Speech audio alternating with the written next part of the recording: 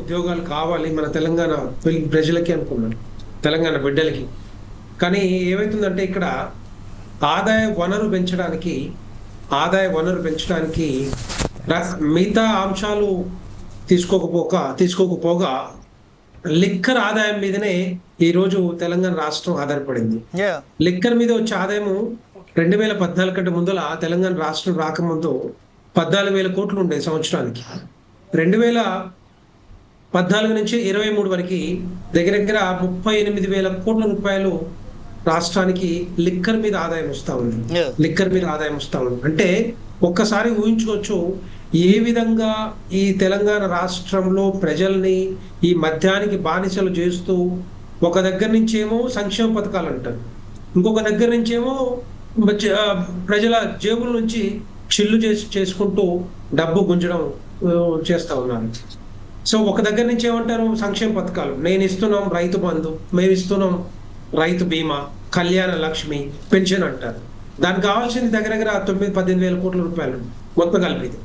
కానీ ఇక్కడ ఆదాయం వచ్చేది 2023 వరకు దగ్గర 38,000 కోట్ల రూపాయలు చిల్లర. 38,000 అంటే 24,000 కోట్ల రూపాయలు ఈ తెలంగాణ రాష్ట్ర ప్రజల జేబుల నుంచి గుంజుతా ఉన్నారు.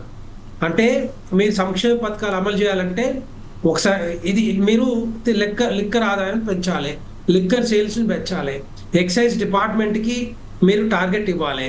ఎక్సైజ్ డిపార్ట్మెంట్ ఏం చేస్తుంది, ఇష్టం వచ్చినట్టుగా బెల్ట్ షాపులు, వైన్ షాపులు, బీర్లు షాపులు, ఊర్లలో డబ్బా కొట్లలో కూడా మరి లిక్కర్ దొరుకుతా ఉంది. ఇప్పుడు 2014 కంటే ముందల ఎక్కడ కూడా ఊర్లలో లిక్కర్ దొరకపోయేది, ఎక్కడో మండలాల్లో లేకపోతే మున్సిపల్ పట్టణాల్లో దొరికేది. అక్కడ పోయి తీసుకొచ్చుకోవాలంటే చాలా కష్టపడి, అప్పట్లో అంతకుముందు సారా కూడా ఉండేది.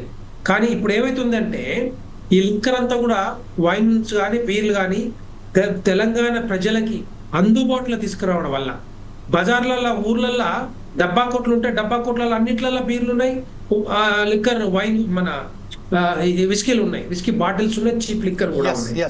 సో అలాంటప్పుడు ఏమైతుంది ప్రతి ఒక్కరు కూడా మరి దగ్గర ఉంది కాబట్టి తెచ్చుకోవడం, తాగడం, అలవాటు చేసుకోవడం. ఒక్కసారి అలవాటు అయిపోతే లిక్కర్ ఏమైందంటే ఒక డ్రగ్, అది ఒక బానిస అవ్వటం. ఒక రోజు తాగకపోతే ఇంకో రోజు పిచ్చి పిచ్చి చేస్తుంటారు.